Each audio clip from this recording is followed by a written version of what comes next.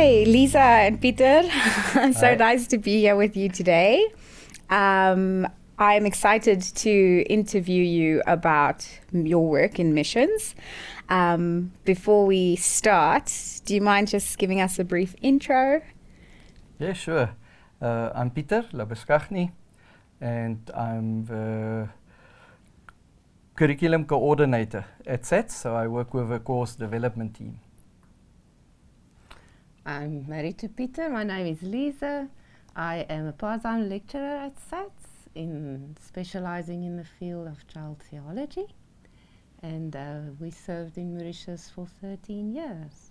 Great. So, could you tell us more about your serving in Mauritius? Maybe you can start by telling us how you both ended up there to be missionaries for so many years. I'll try to condense a few years into a minute or two. I finished school and started to study engineering. In that time, really felt a deepening in my walk with God. I met Christ when I was 14, but in my first year especially, there was a lot of growth just in the Lord. And I sensed a call to full-time ministry. For me at that stage, it meant you become a pastor. I didn't really know of anything else that you do full-time. So I stopped with engineering, started with theology the next year. And yeah, my parents played actually quite a big role in the process, always prompting me, encouraging me in what I wanted to do. So when our church announced that they want to send 2 people to Mauritius, my mother was sitting behind me, so she tapped me on the shoulder and said, "Why don't you go?"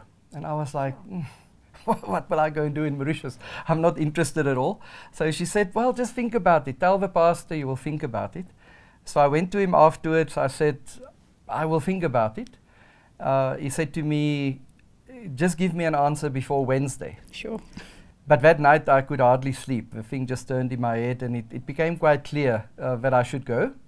So went on an outreach. Lize went with on that short-term outreach. And when just the experience in Mauritius was amazing. So I was excited. When we got on the plane back home, I couldn't stop talking about going back to Mauritius.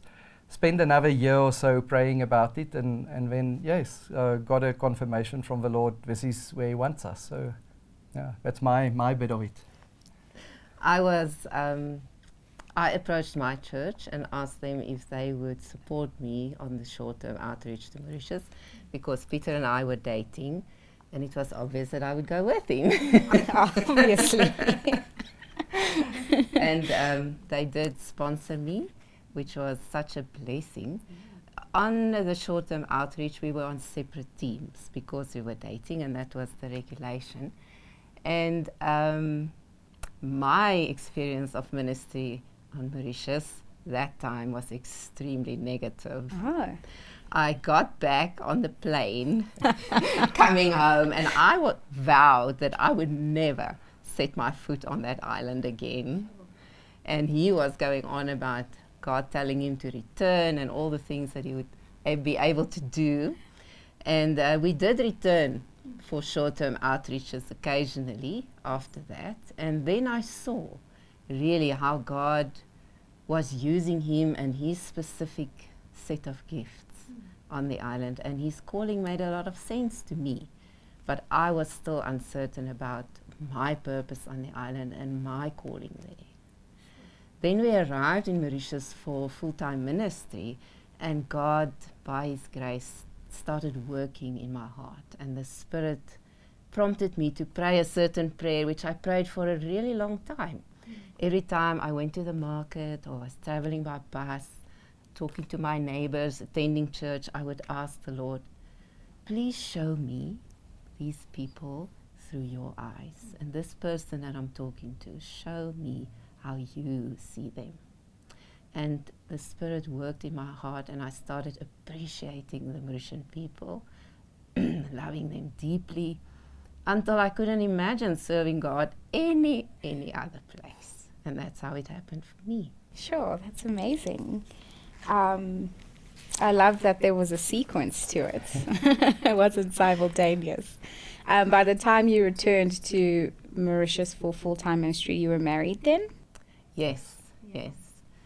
We had a little girl, and I was expecting our son. Oh, wow. Yes. Okay.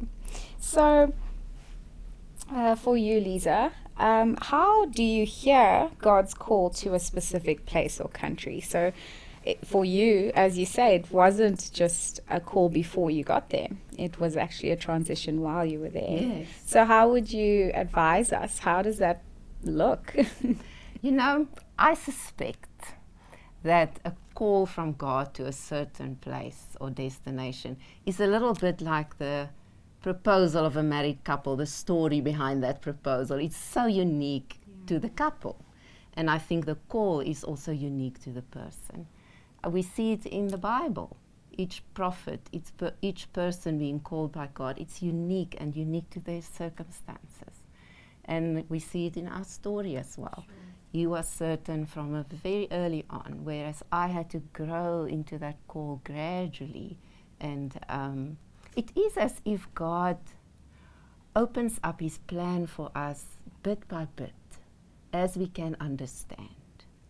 And therefore it's important when you're exploring a call from the Lord that you really know his voice. So the starting point is knowing God, not knowing the call. It's knowing, oh, this is God speaking to me, and then also a willingness to obey that call. I would also add to that we must remember that God has been working in your life long before you were aware of the call. Sure. So go and sit down, look over your life retrospectively. How has God been preparing you for this destination? Is this really the direction that God has been guiding you all along through your life? And what was very meaningful for us was to involve key role players while we were looking at the call. People like our parents, our Bible study, our pastors. We invited their prayers. We asked for their input. We listened to their opinions, and we were open to their guidance. And I think our church's missions committee, I want to honor them today because we were very young, full of passion. We received this call, and they acknowledged our passion, but they also helped us and prevented us from rushing into things and making rash decisions. And that protected us from bad choices. Sure. Yes. And maybe the last thing that I want to add is that if it is at all possible, go on short-term trips to this place. We went on short-term outreaches to Mauritius. We built relationships with local people. We spoke to missionaries who are already working there. We listened to what they thought they did wrong and tried to adjust so that we don't make the same mistakes. And the more you learn about the place, the more you learn about the people, the more God can confirm that call in your life. So even if you can't go there on a short-term outreach, sometimes it's not possible, but we have all the facilities of the internet available. Do your research, yes. And in that way, God can slowly reveal his plan to you and confirm the call. Sure. That's incredibly helpful. Thank you. Then a question for you, Pieter. Do you think of asking for the average person, do you think I need to be connected to a church, a sending church or ministry when I go to a place for mission? Yes. That's the short answer. Definitely. I believe every Christian should be connected to the church. We together form the body. Every part is part of that body. And I think it's important to submit to the leadership of a church, to be under the authority of leaders, to just build relationships with people in the church. Like Lize said, when our mission committee said, we support your call, but stay a year or two for people to get to know you. Young, passionate students just want to pack up and leave. But after 2 years of ministering in the church, I was a deacon. We taught in the Bible school and things like that. So by the time it was brought to the church and they said, here's a couple, they want to be missionaries, do you agree? Then all the hands just went up and yes, of course. So I think it's very important to have that support and to submit also to a church. Personally, I think it's good to be connected to a mission organization as well. So talk to your church, hear who they feel comfortable with, because overall, I think your mission organizations have more infrastructure, more experience in sending people. So I would go for a combination, but definitely be connected to the church. Oh, that's great. Okay. And then a question for both of you then. What would you say is the process, or how would you describe it, of integrating into a culture, a new culture? Yes. Integration, I think vulnerability and humility would be essential to start integrating into a new people group, a new culture, a new way. And those two aspects, they don't come naturally for many of us. It's something that we as missionaries need to cultivate, but it will be invaluable in the process of integration. Vulnerability opens you up for new relationships with new people, new experiences, and doing things differently than you're used to. Because you are going to make so many mistakes, and you're going to do things that you think are right, but actually are perceived as wrong. And that's where the humility comes in, because now with humility, you have a teachable spirit. And when you do something wrong, you are willing to say, next time, thank you for showing me. I can learn from this. You approach a situation as someone who wants to serve. You don't come into this situation and say, you need to respect me. Yes, and I'm coming to change you. No, you are here because you are teachable and you want to do this humbly. And another thing I think very important is language acquisition. We entered the mission field after a period of language study. We studied French. Over a long period of time, we put a lot of work into it, but French is the commercial language of Mauritius. English is the educational language, but the language that the people speak at home is Mauritian Creole. And by the time we entered the mission field, Mauritian Creole as a dialect of French and a mixture of all kinds of languages wasn't a written language yet. So it was a bit tricky to learn it. Yes. After 4 years, our initial 4 years, we returned home for furlough. Yes. And we were not fluent in Creole yet. We had picked up a few lines here and there. And then let me tell you a story. I went for a children's ministry training. And the first night, since the morning till that evening, I had picked up so many tools to use in ministry with children. But I had this heaviness in my heart. Now I mustn't cry. I had this heaviness in my heart that I would not be able to use these tools with these children because I wasn't speaking the language of their hearts and the language that they grew up with. And I went outside. I remember weeping. And I was asking the Lord, please give me this language that I may speak to the hearts of the children and minister with them with these amazing things that I'm learning. We returned, and by the grace of God, after a year, I was able to minister fluently in Creole with the children. And I will never forget how a child or even an elderly person's face would light up when I would sit with them and speak the language of their hearts. So language acquisition, humility, vulnerability, very important for integration. There's a very useful article that Samuel Welsh from the UK wrote, and it's called The Power of Being With Yes. So he looks at 4 options of integrating or engaging with people. The first one, he says, we can do things for people. So I see someone in need, I come to you, I say, here is a slice of bread. I assess, I see what's wrong, I do something for you.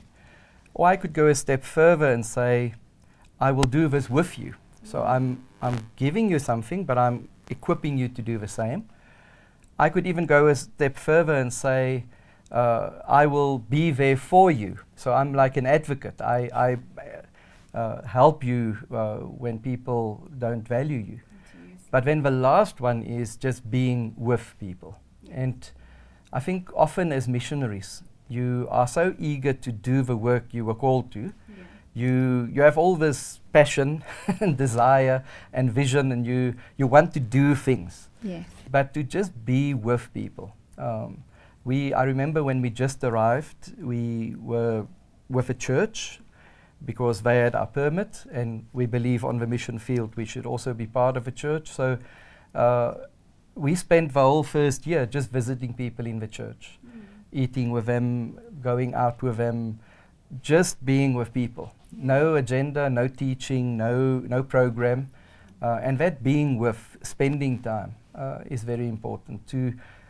So people, it rubs off in a sense that they feel you are there with them. You want to be there, and I think that's important. Sure, that's lovely. I think what you've both said is maybe even valuable for interpersonal relations in general. Yeah, so true. that's wonderful. So on to my next question. What aspect of ministry did you enjoy the most for both of you, and what was most taxing? What I found extremely satisfying is what Pieter was talking about, spending time with families, becoming part of their homes, seeing how God was working in them as a family. And I'm extremely privileged to count some of the ladies in Mauritius as my most beloved friends. Something else that, very, very valuable for me was the prayers of people at home and even people on the island, for me but especially for my children. You know, raising kids on the mission field can cause a mom to worry sometimes, and you start thinking in the middle of the night, aren't they missing out on valuable opportunities? And them being homeschooled on the mission field, am I not robbing them of a future here? And then I would remember, but there are so many people praying for my children. And I could let go of those fears and trust God again that He's got their future in His hands. But those prayers carried me through, I must tell you. Sure. Undoubtedly, the most taxing experience for me was coming home, having to come home unexpectedly, where we were at such a place where we had so much more to give, and we felt that we were at the peak of our ministry, and not knowing why we had to return, and then finding your feet here again, finding new purpose, finding out why you were back home in a country that suddenly felt like a foreign country. Your home country suddenly felt foreign because you were absent for so many years. So Sure. that was for me extremely Very jarring. Yes. Yeah. And for you, Pieter? You know, I was thinking of experiences with people as highlights. So we were part of a church where there was a couple who every Sunday would arrive halfway through the first song, sit down right at the door, and halfway through the last song, so by the time you're done, they just drive out the gate. And that's all. So they came to church just in time not to talk to anybody. But after 4 years or so with them, this lady started to lead the children's ministry. The husband led church services. He was doing going through a training to become one of the church elders. And then to see how people find their feet, in a sense.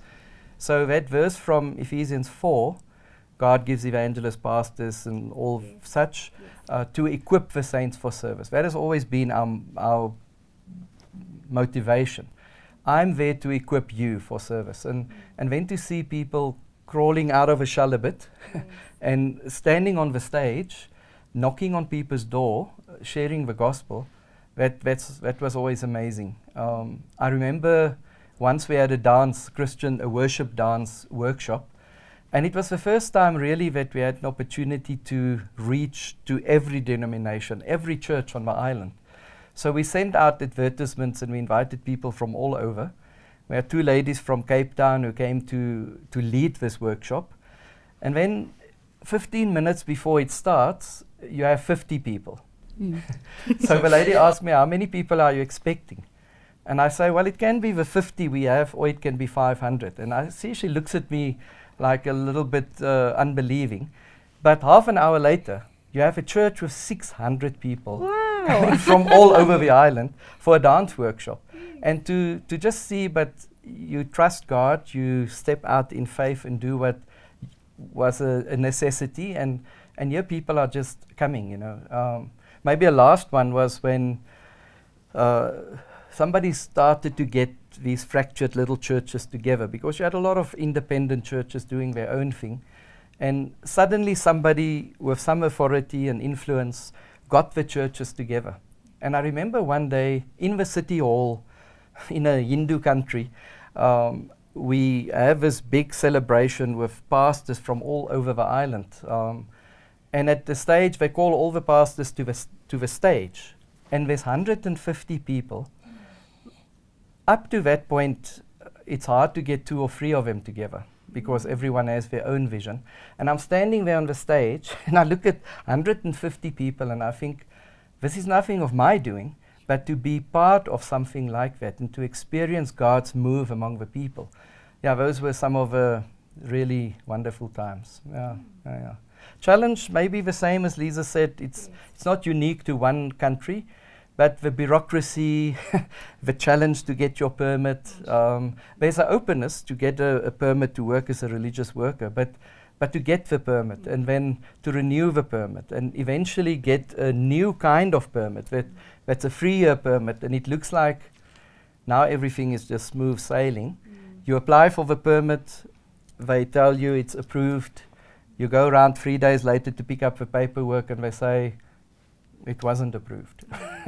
and we had to come home because the permit wasn't approved. And then 6 months later, to get a message from the South African High Commission to say they arrested the director of this Board of Investment because he was putting cover letters on your permit where it's not approved. So if you go to see him and you pass something under the table, he would just throw the cover letter away and you have your permit. Now, we didn't even know that. But and then you're upset because you feel this was where we feel God had a place for us. And now, by the corruption of this one man, we had to come back. But yeah, such is life. Sure. Yeah. Just with both of your highlights, it was lovely to get a picture of basically how God was working. And what was interesting is almost how your experience, as new to you as it was almost new to the people in Mauritius too, because you were building this new relationship. So it's like you both had to navigate something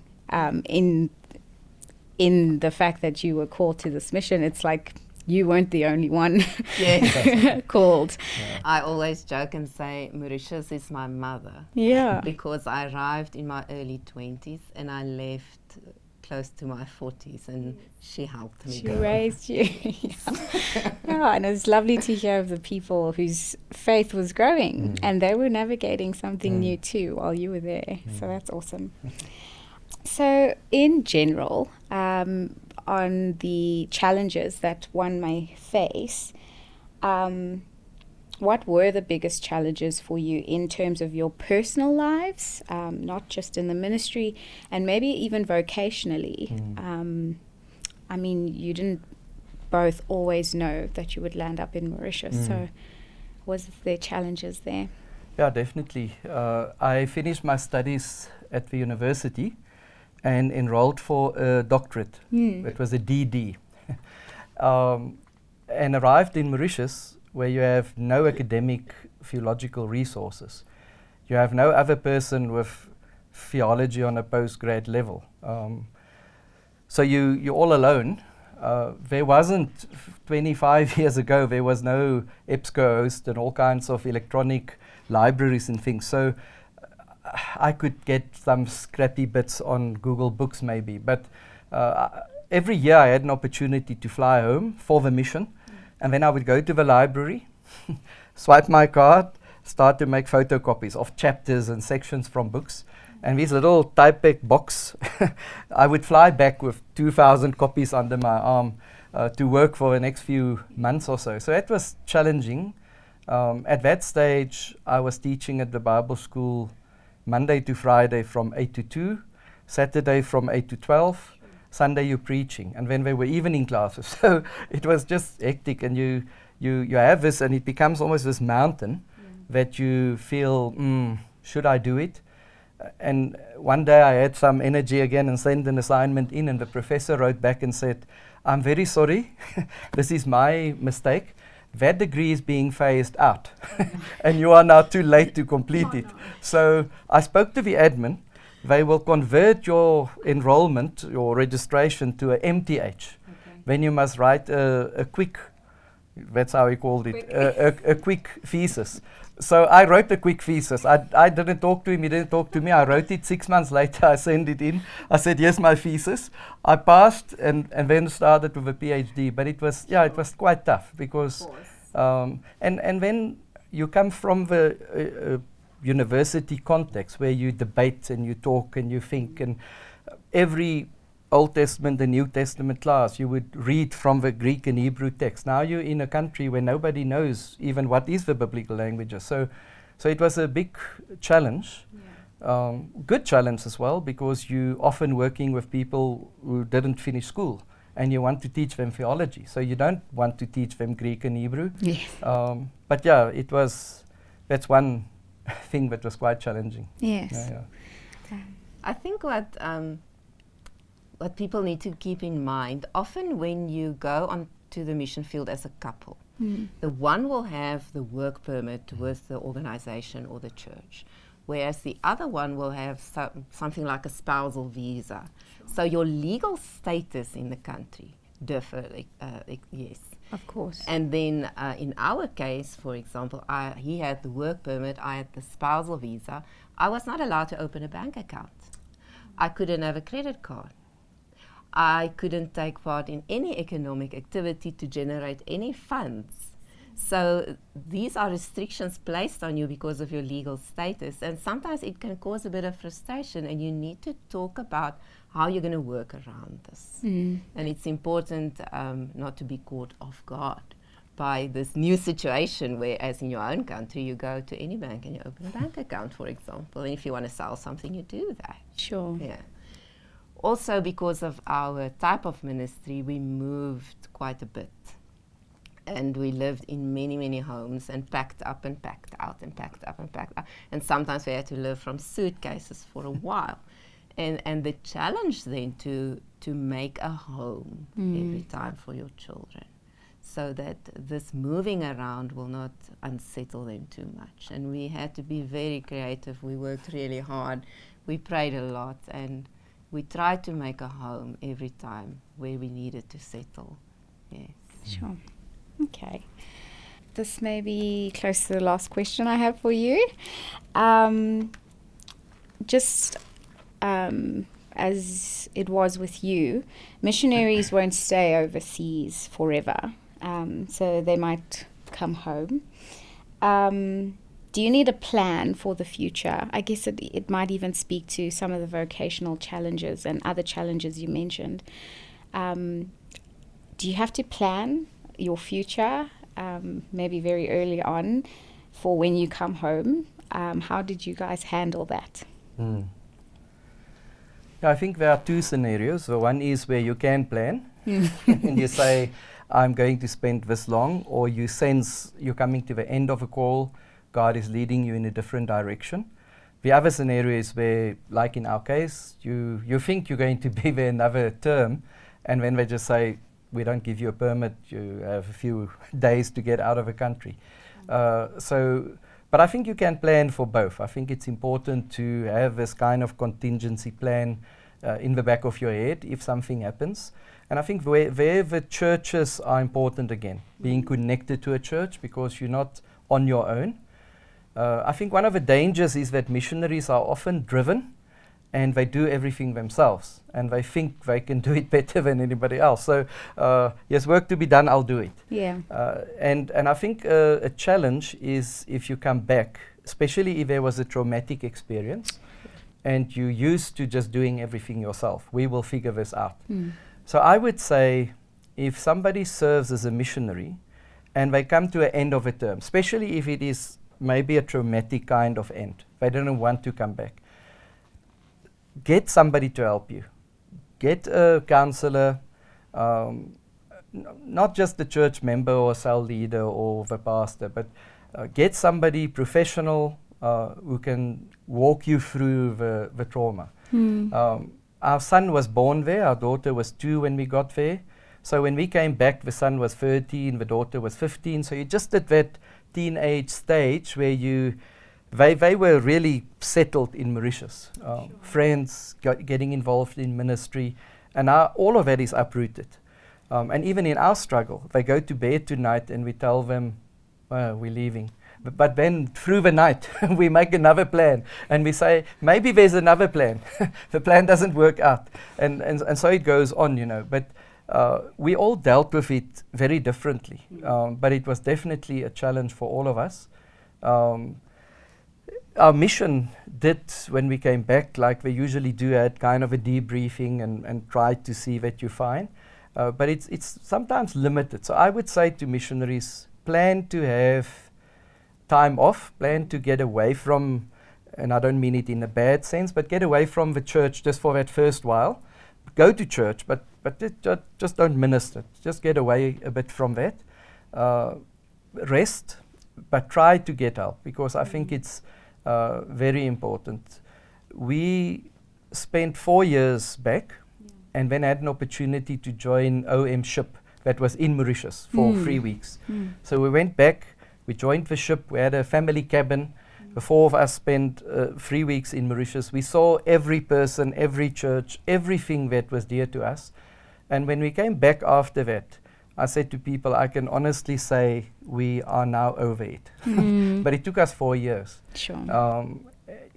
And it was taxing. It was a difficult 4 years. So I was just thinking when you ask the question, especially as a young Christian, and I don't mean that you're just inexperienced, but you're passionate and all that. God will provide, and I go, and God does provide amazingly. And people asked me, so what about your retirement and all of that? And I just said, if he looks after me now, he will look after me then, you know. But coming back then, and your ministry kind of fizzles out. Sure. And you start to wonder, so what now? Especially as the father of the house, how am I going to put food on the table? So I scrambled around a bit and tried to see what I could do to stay alive. But then to just get back to that normal, trusting God, waiting on God. If He was faithful in calling you to the mission field, He will be faithful in showing you the next steps. But you're not always able to do that yourself, especially after a traumatic exit. So I would say, and even if churches watch, somebody from church watches the video, it would be great if churches has like a package. Our missionaries coming back, we're going to send them for medical, we're going to send them for counseling, we're going to send them on a holiday. Very important. Very helpful. Yeah. And you, Lize? Yes. You come back and, for example, I was on chronic medication. Yes. And then I didn't know any doctors here, and life took over, and I didn't renew my prescription. And I thought it's not important. But that was extremely important, and I went downhill in terms of my health, just because of the unfamiliarity of not knowing any doctors. and not wanting to search around, just being busy. So things like that are very important, and someone helped me find a good doctor, and for that I'm really grateful. It's practical things that's very important. Yes. Yes. And then maybe as a parting word, what would you say is maybe on a personal level, the big lesson or thing that God did for you or in you or said to you through your whole journey? What was the main takeaway? A passage that played a big part in me deciding to go eventually was when King Solomon spoke to God in 1 Kings. And he said to him, "You've been faithful to my father David, and now you've put me, his son, on the throne. But I'm just a child. I cannot do this great work. These people too many to number. So give me the obedience to you, the submission to you. Give me the wisdom to govern these people." That was a verse or a few verses that really played a big part in settling my uncertainties. And I think it set the tone. So we often came back from the field and we tell churches, we want to show you what God is busy doing. Yes. Because I don't think there's anything we can take credit for. Look what we've done. And I think that was the amazing thing about ministry with the Lord. He's always at work. And in John, Jesus says, "My Father is always at work. And I see what he's doing, and I join him." And that, I think, is maybe one thing that stands out, just to be in God's presence. He calls you, you do your little bit, but you see him at work. That is just something, that you cannot exchange for anything. It is amazing. Yeah. Maybe for all the moms out there, there's a scripture in the Psalms that says, "I've never seen the children of the righteous lacking bread." And my children were small on the mission field, and there were times that I told you that I was worried. Yeah. Today they are grown, they are young adults, and they've had all the opportunities given to them by God for the life that God wants for them, and he is faithful in that. So not only daily bread, but also for the future. God provides for your children while you are serving him faithfully. Awesome. Thank you so much to Thank both you. of you. It's been lovely and so helpful, so valuable. Thank you. Thank you for your valuable Appreciate that. questions. Yes.